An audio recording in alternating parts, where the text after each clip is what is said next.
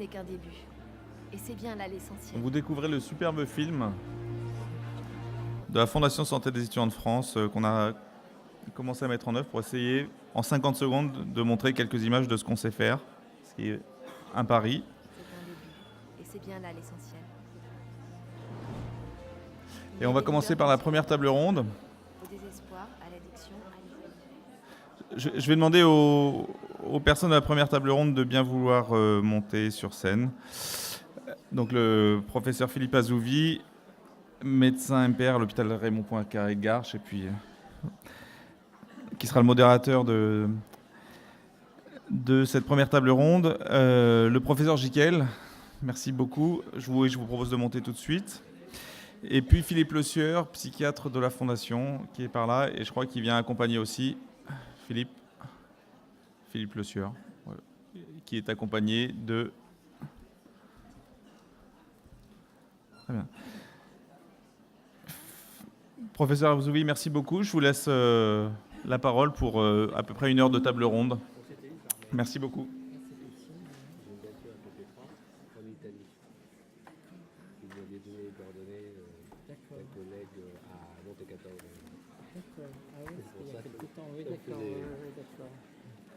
On y va? Bien? Ça marche? Ça marche, le micro? Oui, ok. Bien, donc bonjour. Écoutez, je suis très heureux d'avoir l'occasion de modérer cet après-midi. Surtout qu'on va aborder différents problèmes dont certains sont à la frontière entre la psychiatrie et la réadaptation. Donc c'est un sujet qui me tient à cœur. Donc merci beaucoup aux organisateurs de m'avoir invité. Donc la première communication s'intitule « S'attaquer pour se défendre, les automutilations au risque de la compréhension et des soins » par le professeur Ludovic Jiquel, qui est professeur de pédopsychiatrie à l'université de Poitiers.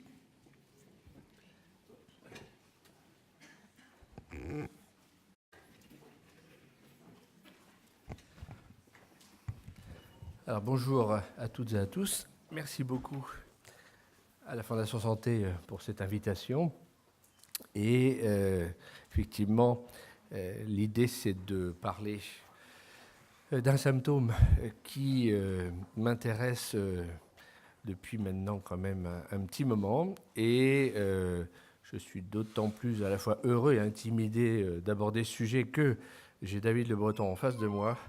Donc, j'appréhende les questions et les commentaires, mais je connais aussi sa bienveillance. Peut-être en élément d'introduction, un élément d'actualité, car j'ai vu ce matin que Instagram avait décidé d'interdire les images d'automutilation sur son site. Alors, c'est effectivement un élément là qui tombe, on va dire, par rapport à la présentation d'aujourd'hui, mais qui traduit effectivement la prise de conscience, et ça fait le lien avec les présentations de ce matin, de l'influence et de l'impact des réseaux sociaux, et là en l'occurrence sur ce type de comportement. Alors, l'idée, en une vingtaine de minutes, c'est d'essayer de faire un tour d'horizon global de cette problématique, et puis, dans une certaine mesure, d'essayer de vous donner à la fois quelques pistes de réflexion et puis éventuellement, je dirais, quelques indications pour les prises en charge de ces patients. Alors, déjà peut-être resituer effectivement les choses. Les automutilations, donc terme très franco-français, s'intègrent dans le cadre de ce qu'on appelle plus globalement les comportements auto-agressifs, où vous voyez effectivement qu'il y a dedans une tentative de suicide, mais aussi d'autres types de comportements, comme les accidents à répétition ou les conduites à risque en général. Alors, si on veut avoir, on va dire, une approche un peu dimensionnelle des choses, tous ces comportements-là, on peut les fédérer autour de 4 grandes caractéristiques, en quelque sorte, qui, comme vous le voyez, à chaque fois permettent de décliner ce type de comportement, unique ou multiple, avec ou sans dommage corporel, létalité ou mortalité variable, et donc caractère direct ou indirect. Et donc, quelque part, effectivement, une tentative de suicide peut être unique, avec dommage corporel, à fort niveau de létalité et direct, Mais par exemple, refuser sa dialyse, c'est quelque chose qui peut être unique, sans dommage corporel, avec une létalité qui peut être aussi importante, et de manière indirecte. Et donc vous pouvez comme ça décliner en quelque sorte tous les comportements selon ces 4 grandes, je dirais, dimensions, ce qui est une autre façon, je dirais, d'aborder les comportements auto-agressifs. Alors, Camus disait, comme vous le savez, mal nommer les choses, c'est ajouter au malheur du monde. Et donc, partant de là, comme vous voyez, les automutilations ont eu beaucoup de noms. Et il a fallu finalement attendre le début des années 2000 pour que le terme anglo-saxon de NSSI, effectivement qui n'est pas une série américaine, puisse véritablement faire le consensus. Et maintenant, tous les papiers qui sortent, c'est NSSI.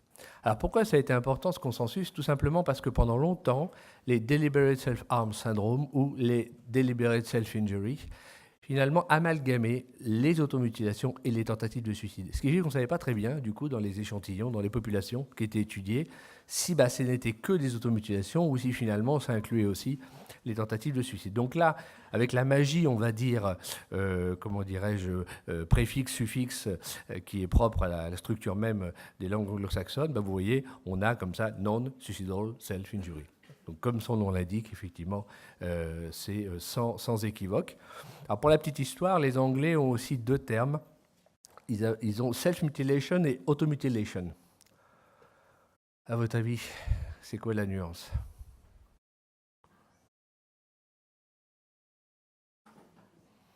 Alors, moi, je trouve ça joli, c'est pour ça que je le dis. Automutilation, c'est pour les animaux. Self-mutilation, c'est pour les humains. Donc on a tendance des fois à dire la richesse de la langue française, qui est évidemment incommensurable, mais voilà, il y a aussi, vous savez, c'est comme pour les pédopsychiatres que je suis, la différence entre to game et to play.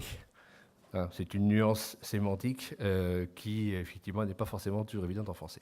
Donc ce sont des conduites intentionnelles, auto-effectuées, à faible atteinte corporelle, d'une nature socialement acceptable et réalisée afin de réduire une détresse psychologique. Les 2 derniers termes sont récents. Donc ça, c'est la définition de Barrett Walsh, qui date de 2005, et véritablement nature socialement inacceptable et détresse psychologique. Par exemple, les piercings, il y a quelques années, c'était une automutilation. Et du fait que c'est devenu socialement acceptable, alors ça n'est plus une automutilation.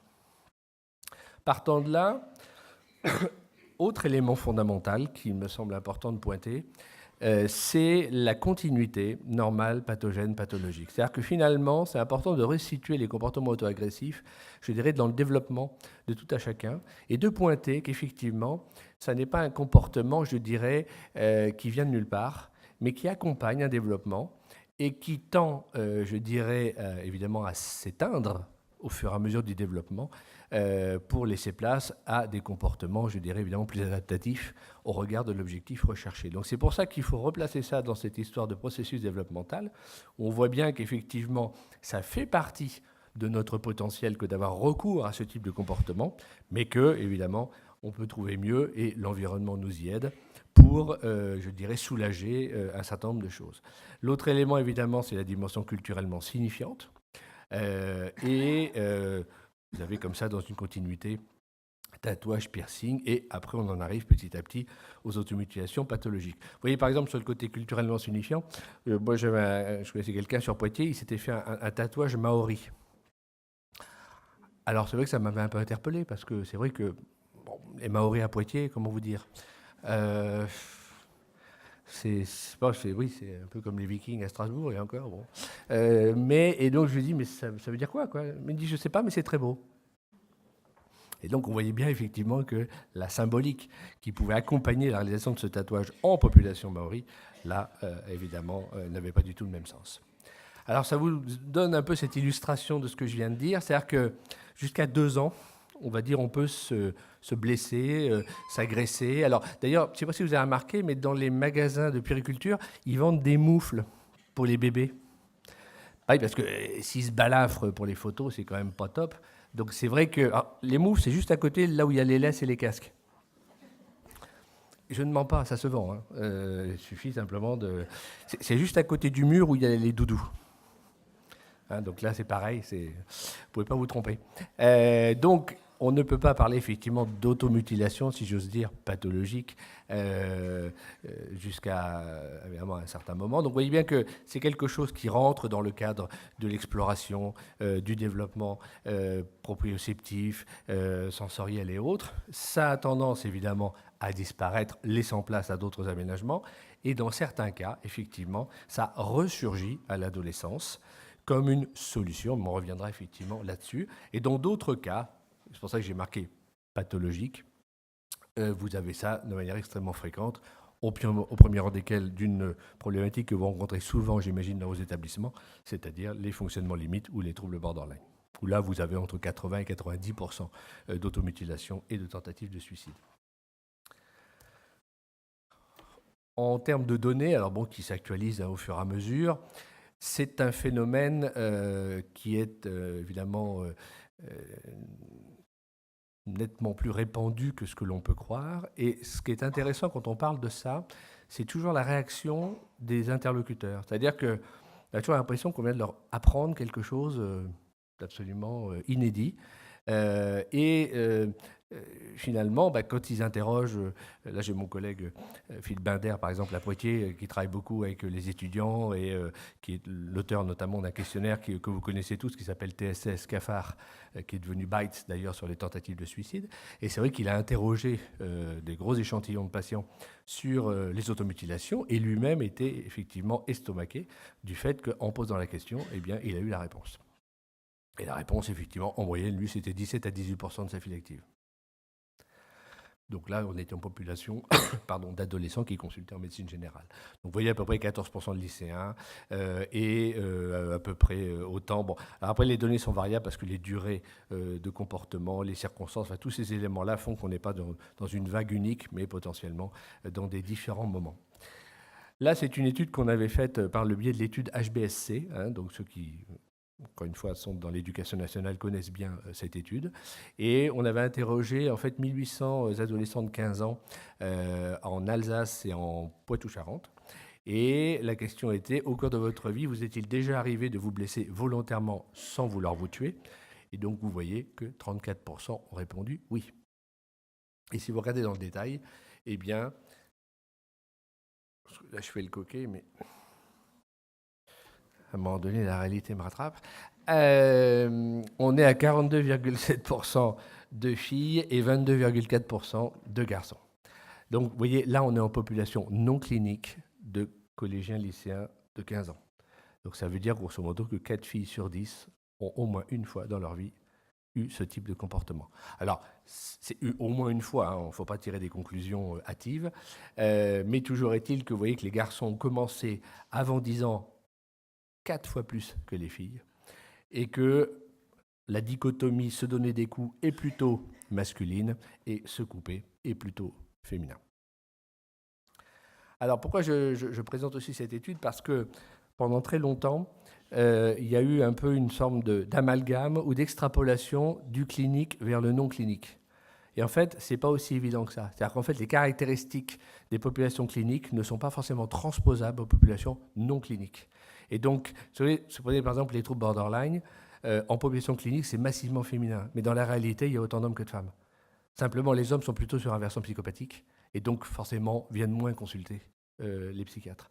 Donc c'est pour ça que d'une certaine façon, les particularités, je dirais, de l'origine des patients, si on peut dire comme ça, sont importants.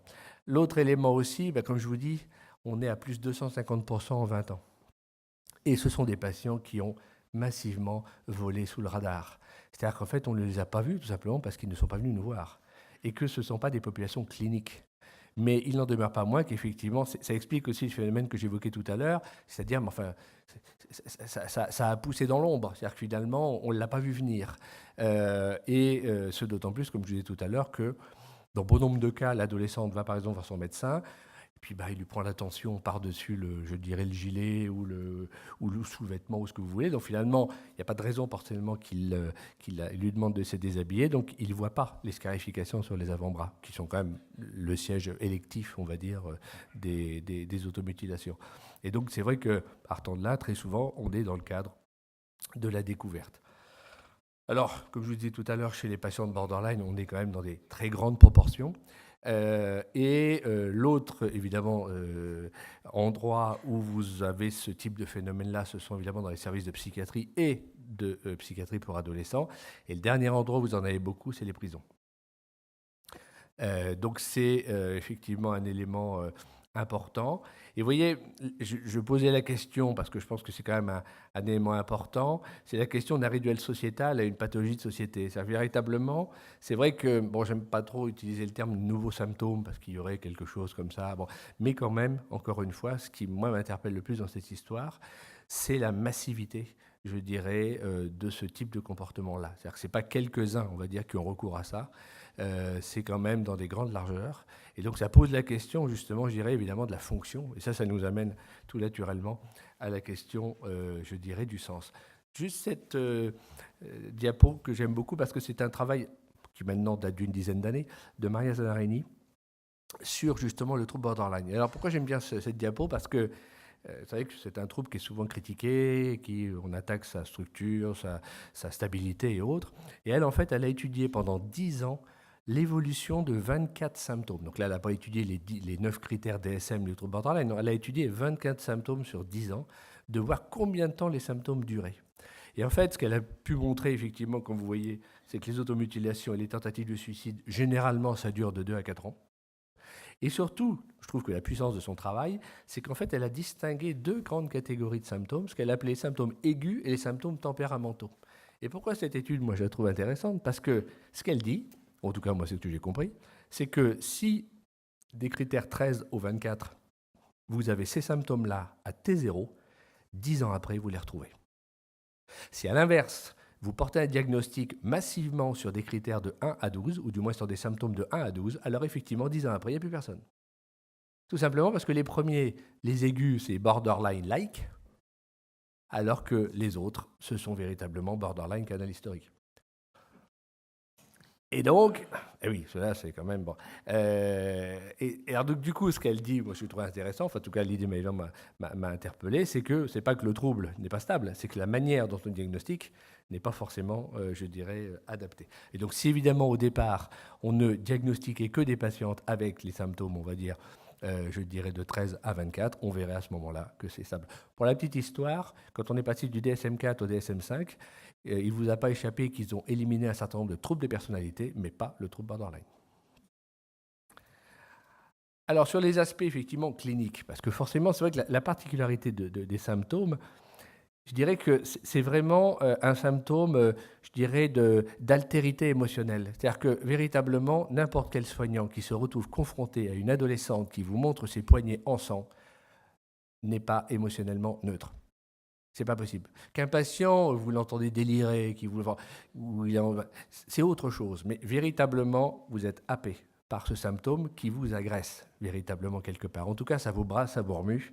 Et c'est quelque chose, je dirais, qui d'ailleurs met quelquefois évidemment à mal. Je pense notamment à un certain nombre de soignants, ou des infirmiers, ou même un certain nombre d'autres professionnels qui se trouvent désemparés face à quelque chose qui véritablement les saisit. Donc, généralement, les automutilations commencent vers la période pubertaire.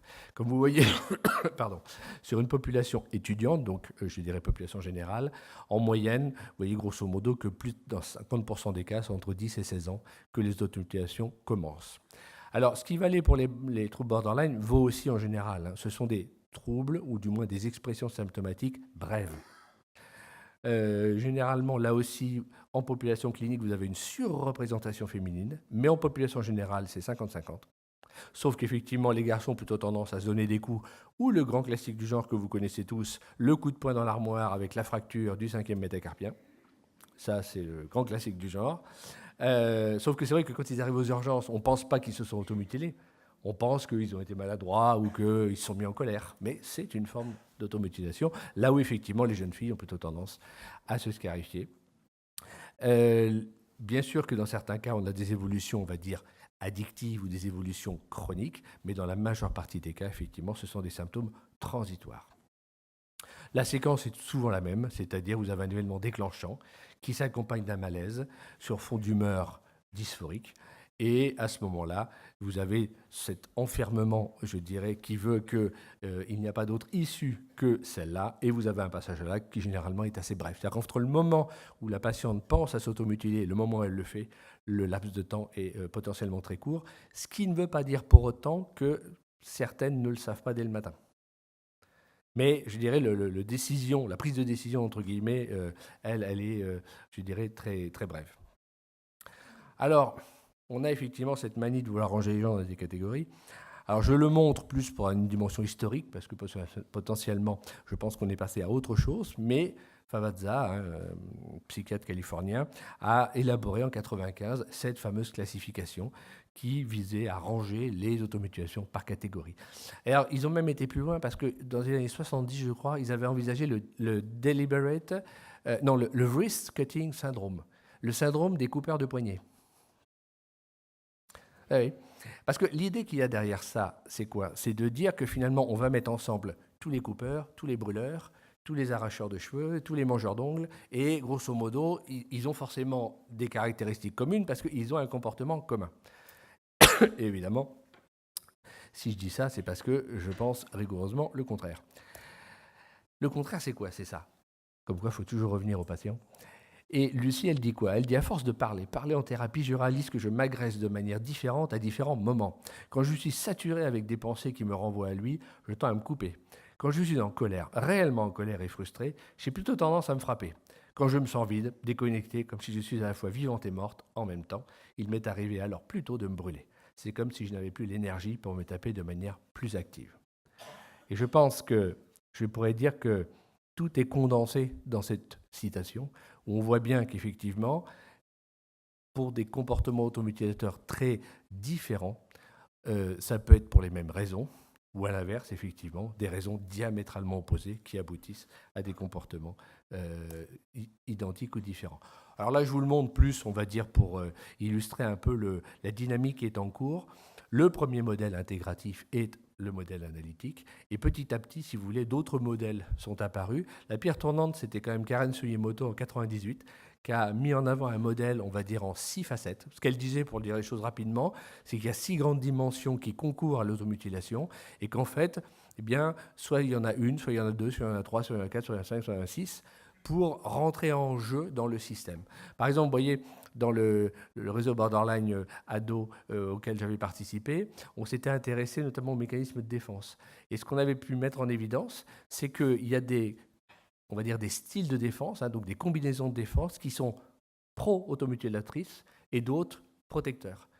Donc ça renvoie d'abord à la dynamique des mécanismes de défense et le fait qu'effectivement, en fonction des dimensions psychopathologiques sous-jacentes, eh bien, vous aviez par moments on va dire des styles de défense qui peuvent, on va dire, vous en protéger et à d'autres moments, je dirais, vous y pousser. Et après, bon, alors, je ne reviens pas dans le détail parce que ça n'a pas forcément d'intérêt. Vous avez donc différents modèles qui reprennent à chaque fois des éclairages sur le pourquoi, du comment et qu'est-ce qui fait que. Ça, je vous montre ce schéma-là qui était en population borderline. En fait, on s'était intéressé à l'influence des facteurs traumatiques sur l'automutilation.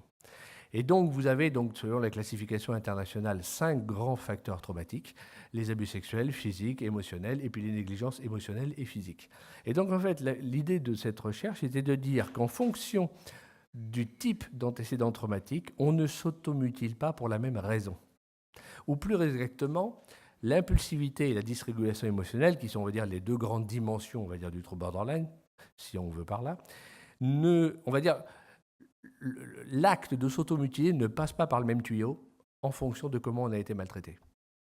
Et donc on voit que selon qu'on est plutôt sur des abus physiques sexuels, c'est plutôt l'impulsivité qui va médier le recours à l'automutilation, alors que selon qu'on a été plutôt dans un registre émotionnel ou physique, c'est plutôt la dysrégulation émotionnelle qui va être le moteur qui pousse à l'automutilation. Donc ça, c'est un élément intéressant parce que à comportement identique, si j'ose dire, s'automutiler, donc là, c'est une variable en oui non, pour dire les choses clairement, vous vous apercevez que du coup, eh bien, ce qui est sous-jacent peut tout à fait varier. Et d'ailleurs, chez une même patiente, ça peut effectivement varier d'un moment à l'autre. Alors, n'ayez pas peur. Il y a beaucoup de choses. Ce modèle qu'on est en train sur lequel on travaille, c'est tout simplement de l'intégrer, je dirais, normal, pathogène, pathologique. L'idée, grosso modo, si vous voulez, c'est de dire que certains s'automutilent de manière épisodique, d'autres de manière transitoire mais prononcée, d'autres de manière chronique. Mais en tout état de cause, je dirais c'est les mêmes bases. Ce qui va jouer, c'est notamment, par exemple, les facteurs traumatiques qui produisent, comme on dit, des remaniements traumatiques. Et l'assemblage de ces remaniements traumatiques, ça donne ce qu'on appelle le traumatisme complexe. Dans les classifications actuelles, on mettrait ça dans les traumas type 2. Et donc, si vous voulez, l'idée, c'est de dire que le produit de ces interactions trauma-individu génère un certain nombre, comme vous voyez, de dimensions qui, ensemble, vont provoquer, on va dire, des symptômes ou des structurations de personnalité. Parce que si vous prenez par exemple les borderline, oui, on va dire celles qui ont le diagnostic, on va dire elles ont ce type de trouble, mais ce qui est intéressant aussi, c'est ceux qui sont juste en infra. En fait, il faut 5 critères ou plus sur 9 pour avoir le diagnostic, mais si vous en avez 3 ou 4, on ne peut pas dire que ce soit forcément non plus totalement anodin. Donc voilà, finalement, l'idée de réfléchir dans une dimension développementale, trajectorielle, et puis encore une fois, ce que les événements viennent faire dedans. Alors pourquoi c'est un élément important? Parce que ça nous amène aussi à un autre aspect sur la place des traumatismes. L'automutilation a un peu cette fonction, je dirais, du petit caillou blanc. C'est-à-dire qu'en fait, ce que l'adolescent vous dit ou vous montre, c'est que potentiellement, il a un passé traumatique. Et c'est vrai que c'est un peu sa communication à lui ou à elle qu'il faut pouvoir entendre. L'autre chose qu'il va vous dire, c'est « je tiens encore, mais je ne sais pas combien de temps, je vais pouvoir lutter contre la tentative de suicide ». Puisque quand on s'automutile, le facteur de risque pour l'ATS, c'est x10. Donc ça veut dire que c'est vraiment la dernière marche, souvent, avant l'étape d'après. Donc vous voyez, c'est intéressant finalement d'interpréter en quelque sorte ce qui nous est donné à voir et à comprendre dans l'idée de pouvoir le mettre à contribution. Alors, toujours la même question, finalement, qu'est-ce qu'il faut faire quand on est confronté à des automutilations? Alors déjà, moi, je pense qu'il y a un élément qui est fondamental, là, notamment quand on travaille dans les services d'urgence, s'automutiler n'est pas se suicider. Donc déjà, je serais tenté de dire, dès le départ, il ne faut pas que ça parte de travers.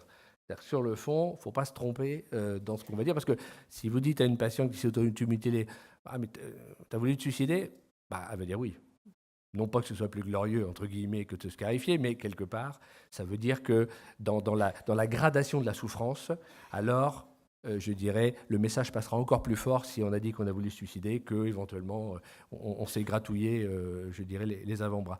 L'autre élément d'éclairage, moi, qui m'interpelle de plus en plus, c'est la dimension collective. C'est-à-dire que régulièrement, j'entends, oui, on était au fond de la classe, et puis avec le compas, les copines, machin, on se scarifie. Donc il y a vraiment quelque chose.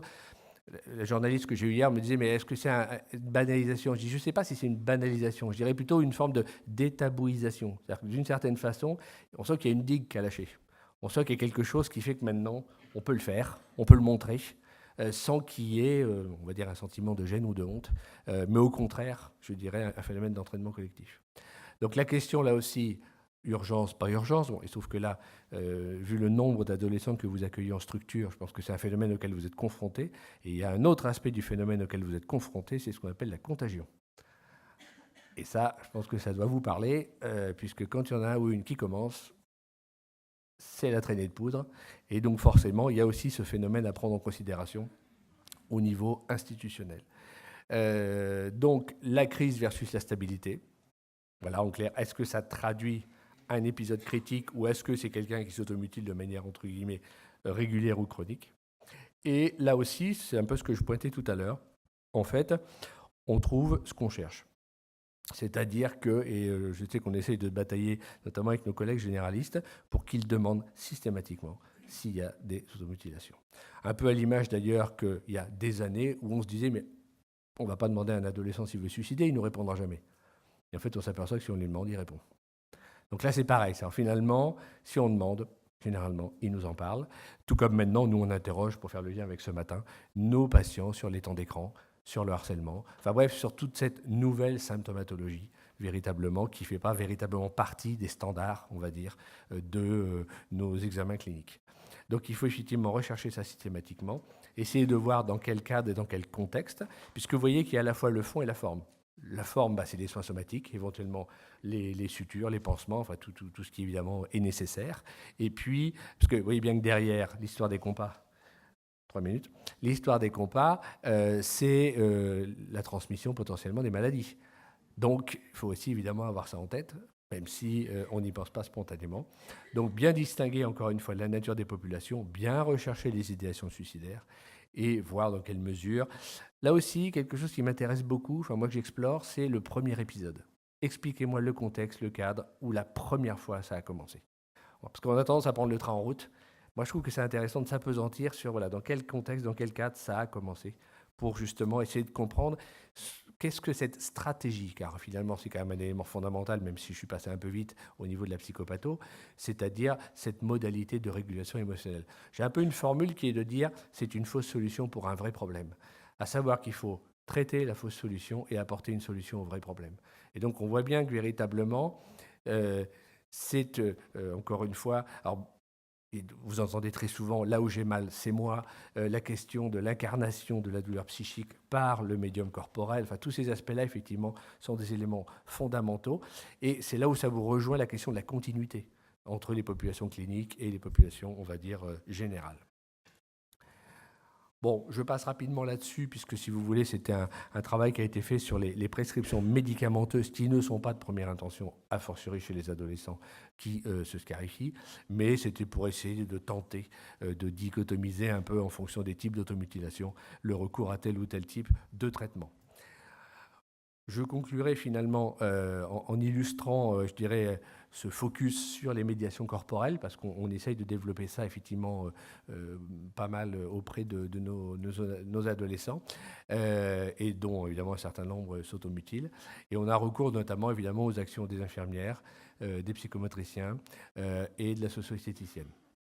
Et donc, vous voyez, par exemple, on a différents types d'ateliers, que s'appelle l'atelier mère-fille, l'atelier olfacto, et d'autres aspects, puisque, en quelque sorte, le médium qui est utilisé pour véhiculer la souffrance est un médium corporel, et donc il est intéressant, si j'ose dire, de pouvoir répondre à une attaque corporelle par, notamment, évidemment, un soin corporel.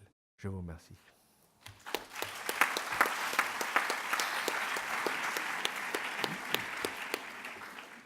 Merci beaucoup pour cet exposé très, très, très clair et très intéressant. On a le temps de prendre une ou deux questions. Je vais peut-être lancer une première question, alors ça motivera peut-être. Moi, c'est une question vraiment totalement de naïf sur le sujet. Vous avez montré au début qu'il y a une espèce de continuum entre les conduites à risque, les accidents répétés, etc., et tentatives de suicide. Donc, la question qui vient évidemment à l'esprit, c'est est-ce que ce type de comportement est un facteur prédictif qui doit faire craindre le passage à l'étape du dessus, c'est-à-dire la tentative de suicide, ou bien est-ce que vous considérez que ce sont des processus distincts? Est-ce qu'il y a des indicateurs éventuels du passage à l'échelon d'après? Très clairement, je me souviens que dans une autre étude, on avait mis en évidence que ce qui pouvait contribuer à la bascule entre l'automutilation et la tentative de suicide, c'était des hauts niveaux d'alexithymie.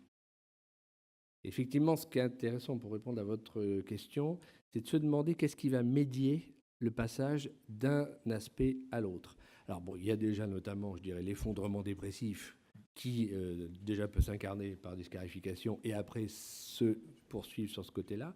Mais on a eu le même phénomène quand on s'était intéressé par exemple à des étudiants qui ont du binge drinking. Et en fait, on s'était aperçu que pour un certain nombre d'entre eux, la bascule entre le binge et l'alcoolodépendance était médiée par des hauts niveaux d'alexithymie. Alors, tout n'est pas lié à l'alexithymie, encore une fois. Mais c'est vrai que plus on va les connaître, en quelque sorte, plus on va pouvoir, je dirais anticiper les dimensions d'intérêt, ou en tout cas les facteurs qui contribuent soit à l'émergence, soit à l'entretien. Parce qu'il y a aussi un autre phénomène sur lequel je n'ai pas abordé, mais on est toujours interpellé par un symptôme qui apparaît, mais beaucoup plus rarement par un symptôme qui disparaît. Or, je vous ai dit, les automutilations sont des symptômes transitoires. Or, très souvent, ce qu'on se dit, c'est que on est bon, donc c'est grâce à nous qu'ils arrêtent.